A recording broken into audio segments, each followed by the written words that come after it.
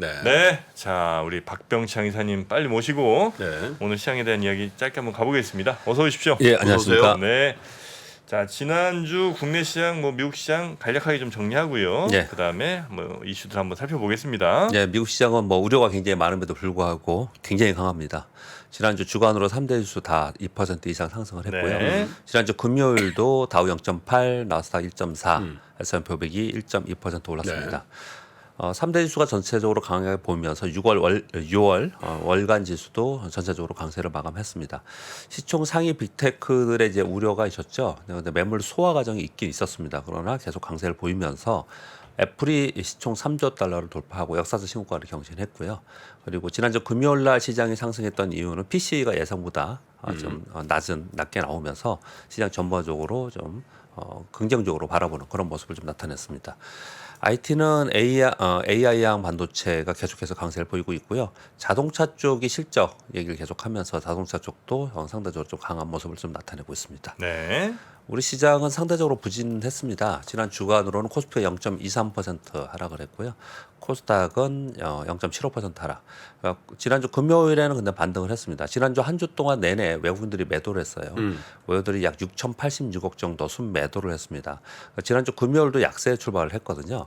근데 지난주에 내내 우리 시장이 좀 약했던 것은 우리나라의 뭐 기업들의 이익이라든지 매크로 지표라든지 뭐 이런 부분들보다는 두 가지가 있었던 것 같습니다. 하나는 미국의 시장이 워낙 좋잖아요. 네. 아까 오다가 들어봤더니 이제 그런 거 말씀하시잖아요. 우리나라 사람들이 올라가면 올라간 대로 계속 걱정을 하는 거예요. 떨어지면 떨어진다고. 그러면서 그러죠. 미국 시장 떨어지면 조금 떨어져도 우리는 많이 떨어질 거 아니야.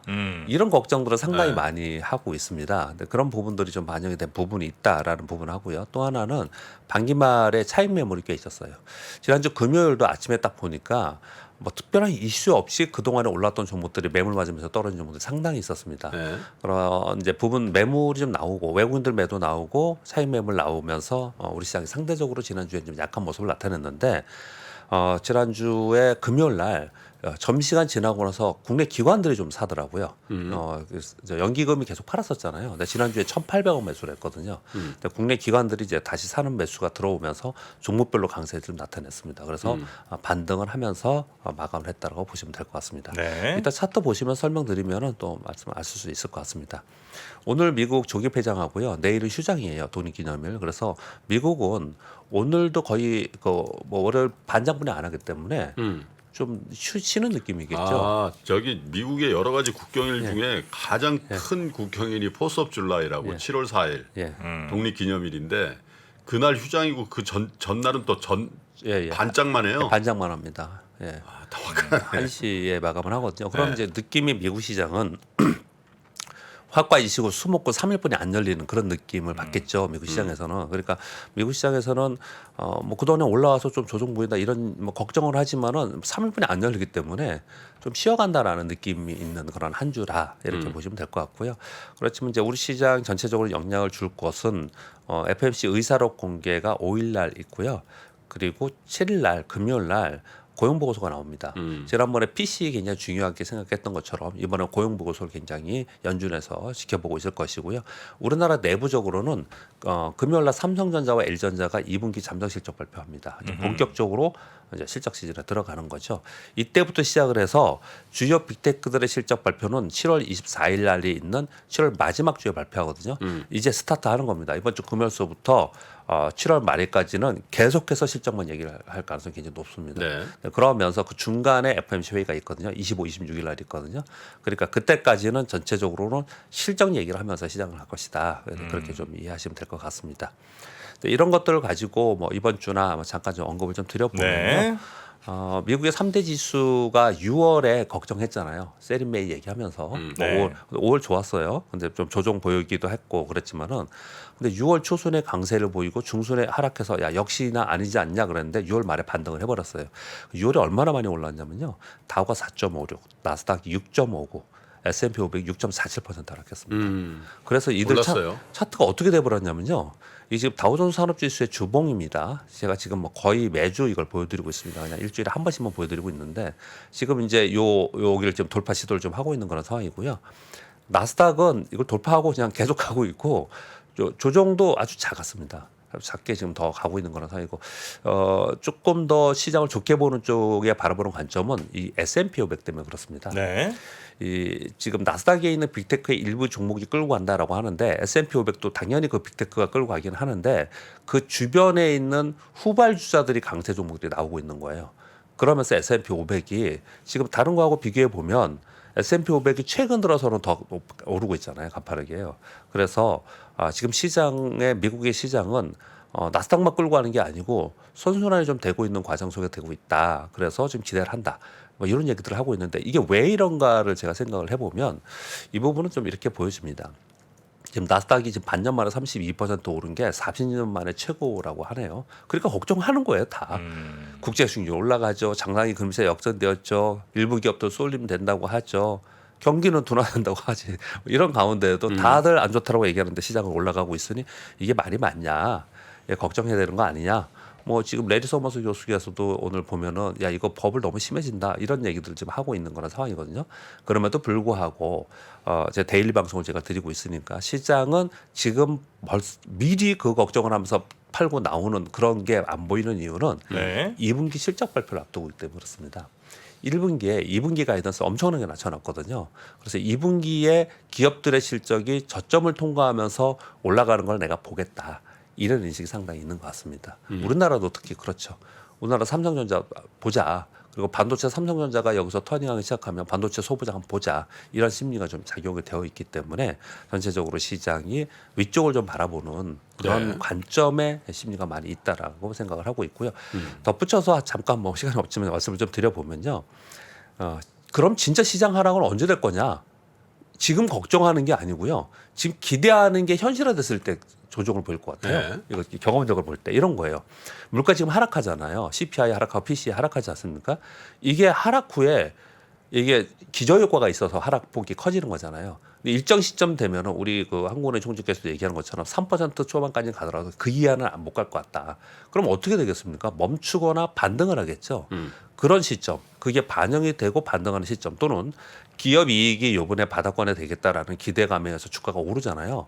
그러면 그것이 주가에 반영된 이후에 오히려 우리가 좋아진다고 생각할 때 오히려 시장은 좀 더 조정기에 들어가지 않을까 이런 생각도 한번 해볼 필요가 있지 않나 생각을 하고 있고요.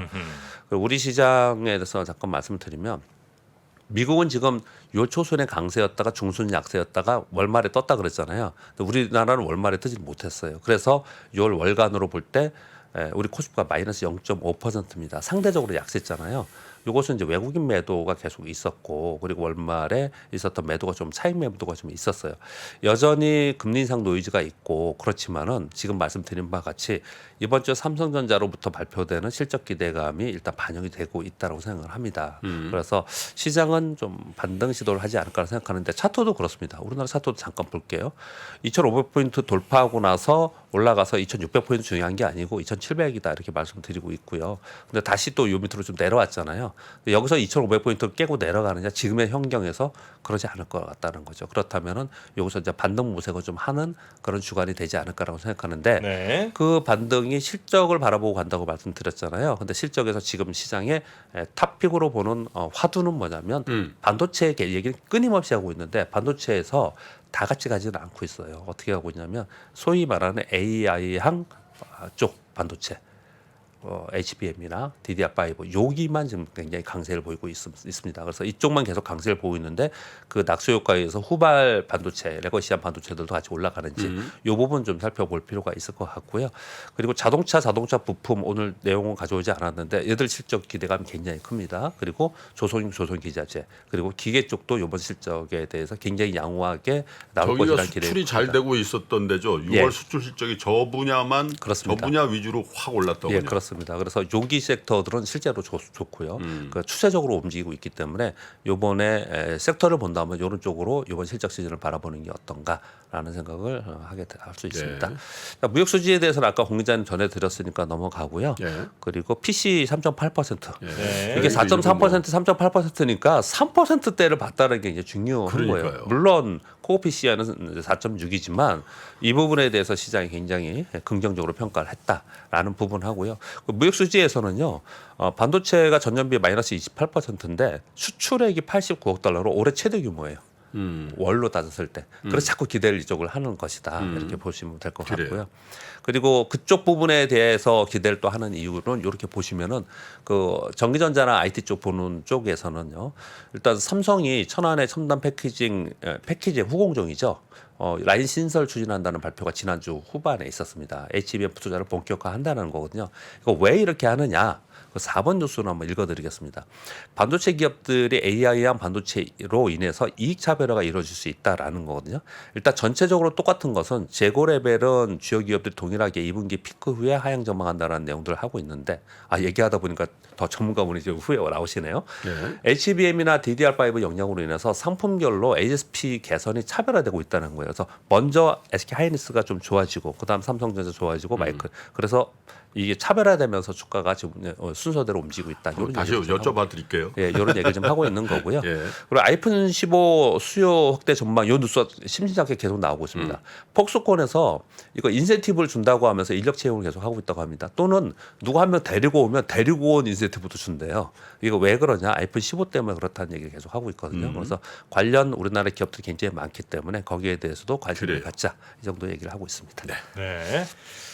자, 오늘은 좀 뭐 그냥 적네요. 예, 우리 박병생 이사님의 또 자료가 있으니까요. 그거는 저희 선풀TV 앱에 그러겠습니다. 오셔서 다시 한번 좀 찬찬히 보셔도 좋겠습니다. 자, 오늘은 좀 빨리 끝냈고요. 내일 다시 뵙겠습니다. 고맙습니다. 감사합니다. 감사합니다. 복잡하고 어렵게 느껴지는 재무제표와 용어들. 친절한 투자 멘토 사경인 마스터가 매주 새로운 콘텐츠로 알기 쉽게 설명해드립니다. 재무제표 분석과 포트폴리오 구성, 뭐 양대 재무제표라고 그러면 대차대조표랑 손익계산서가 있거든요. 매수 매도 방법, 이때 사는 게 좋겠네. 이렇게 사면 좋겠다. 근데 이렇게 살려면 뭘 해야 되냐면요. 나머지 3분의 1은 놔둬봅니다. 어디까지 가는지. 실전 투자 팁까지 알려드립니다. 오직 3프로 멤버십에서만 에서만 만나실 수 있습니다.